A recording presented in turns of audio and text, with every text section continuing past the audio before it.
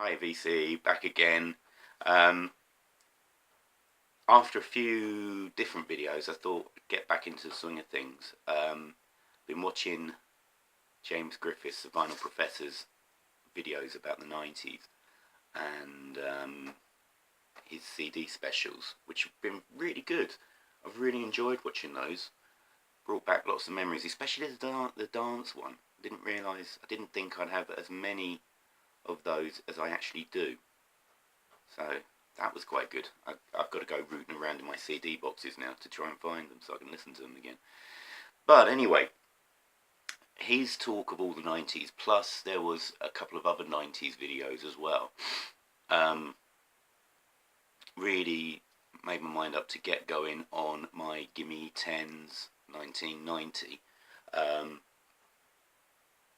Somehow I've ended up with over 50 albums from 1990. I guess I was still in my vinyl frenzy days.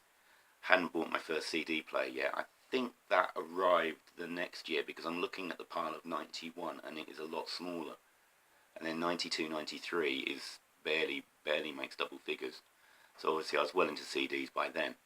But here we go. Here's the main picks from 1990. These are my favourite 10 records from 1990, and in fact a couple of them I've already shown in my favourite albums of all time, I think. Pretty sure I did include these, if not then they should have been there. Right, first up, Mother Love Bone, Apple. I've talked about this before. I just love this record. I think I've talked about it before. Or, yes I have, because I remember talking about the members of the band who, after Andrew Wood died, went on to form Pearl Jam. But this is not really grunge. It's more like kind of a hard rock, sort of almost glammy sort of sound, but just brilliant. Andrew Wood, utter showman, really should have gone on to be the Freddie Mercury of the 90s. But unfortunately he OD'd. There we go. Fantastic album. Absolutely brilliant album. Love it to bits. Next up is the Pixies and Bossa Nova. Now it's a good album. It is a good album, but it's just not as good as the previous three releases, Come On Pilgrim, Surfer Rosa and Doolittle. There's still some brilliant songs on here, and it came with a lovely art book. Nice picture of mine.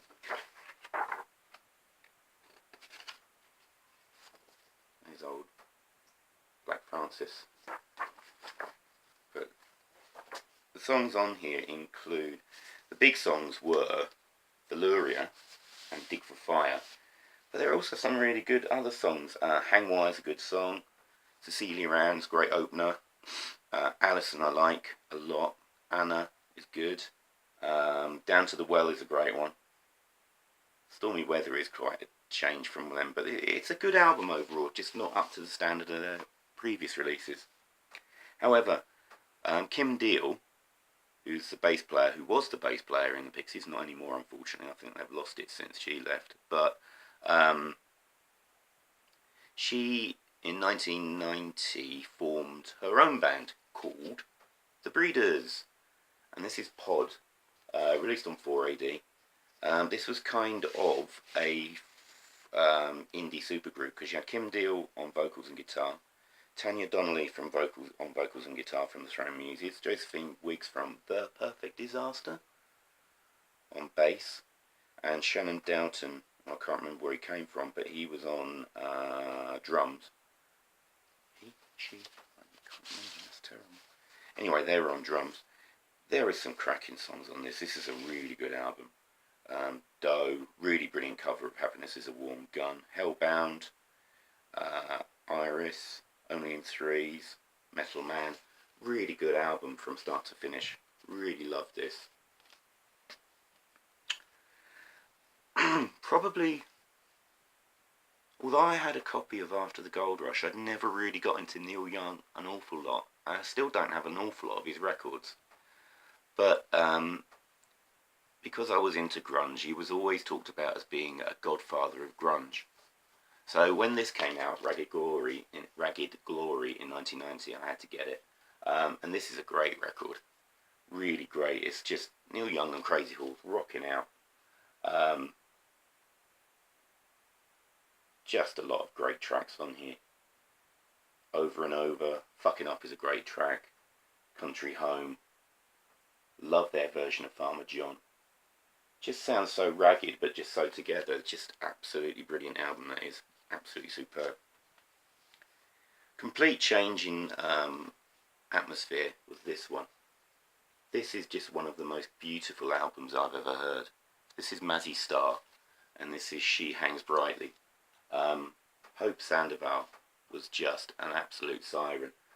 Just gorgeous. And this is kind of laid back indie rock, but it's so laid back, it's almost horizontal, but it's just heartbreakingly beautiful. Songs like Holla is just fantastic. I've got to put my glasses on to read. I've actually got my glasses this time. Here we go. Blue Shower, Ride It On, fantastic. I'm Sailing, Be My Angel, Ghost Highway, absolutely amazing record from start to finish. And if you've never heard Mazzy Star, then you really should do, because it's a treat. And in fact, pick up any of their albums from the 90s and you're just going to be sorted. Absolutely beautiful. Band I never really felt got... I'm just going to flip that out of the way because it's annoying. Band I never really felt that I got a fair crack of the whip was this lot. That Petrol Emotion. They should have been much, much bigger than they were. They always had singles that got to about number 46 in the charts, and their albums sort of reached about 35. But they're absolutely fantastic. The big songs off here, well, big. Hey Venus was a brilliant single. Sensitized was a good single. I think Tingle? But this is just a brilliant album called Chemi Crazy. Just upbeat indie rock from start to finish, with kind of a dancey edge, but not like that indie dance. It's just music to dance to that happens to be indie. Just a terrific band. Obviously grew out of the Undertones. Quite a few. In fact, probably most of the members were from the Undertones. And then got Steve Mack, an American, to sing for him. And probably one of my only claims to fame is Steve Mack served me once in a record shop in Camden, where I bought a 7-inch copy of Pop Will Eat Yourself. So there you go. Obviously doing the guys a favour, because it was in the early 90s when that Petrol Emotion was still going. Anyway, fantastic record.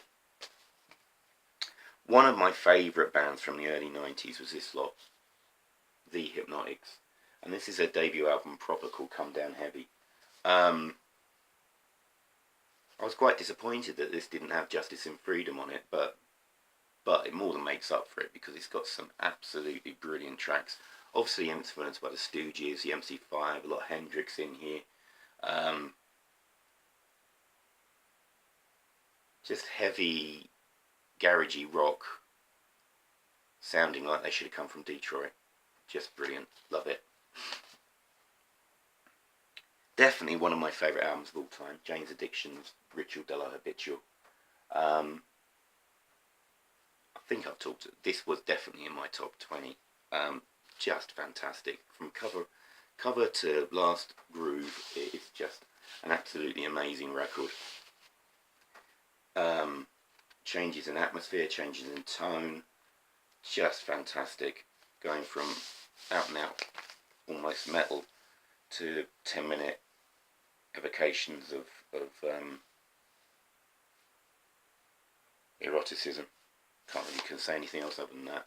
Old Perry Farrell was definitely into the erotic side of things, as you can see from the cover art. There you go. Right, Jane's Addiction.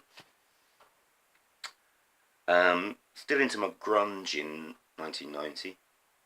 Well, grunge was massive. Well, it wasn't massive at this point.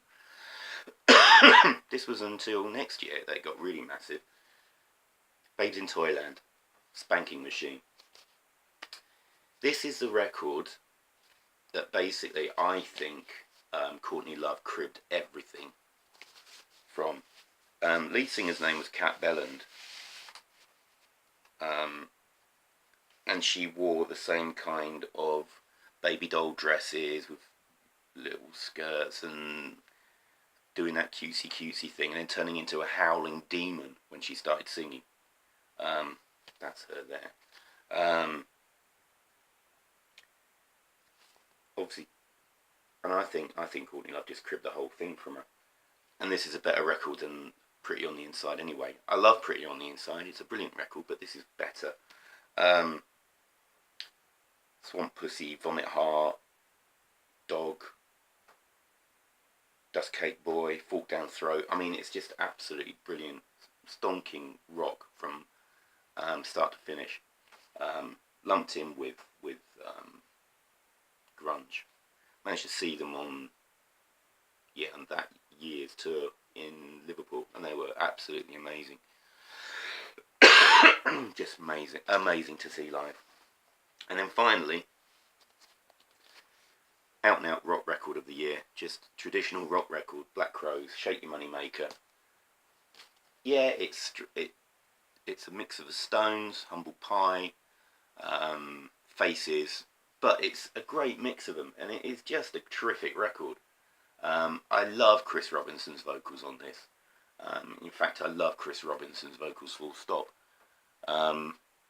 Funnily enough, the second most disappointing band I've ever seen live. I just thought they didn't come across right, but then they were at Glastonbury, and I had just seen Robert Plant immediately before them, and he played a stunner of a set.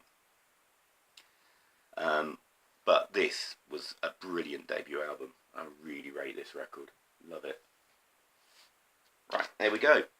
So that is my Gimme 10 1990, the main picks. I'm going to be quite slow doing this, because I think when I did 89, I just bashed them all out, and people just didn't get a chance to watch them. So I'm going to do it more slowly now that Fred isn't doing any more Gimme 10s for the moment. I can take my time and do this at a more leisurely place, because I've got a lot of records, and there's a lot of records I want to listen to again before I talk about them, because it's been a long time since I've heard some of these. Anyway, well, thanks for watching. Kind of celebrating because I've actually reached 100 subscribers, so thank you everybody who subscribed to my channel. I honestly didn't think I'd get one, let alone 100. So many thanks. Thanks for all the views and the brilliant comments, and I'll see you all again soon. Bye, VC.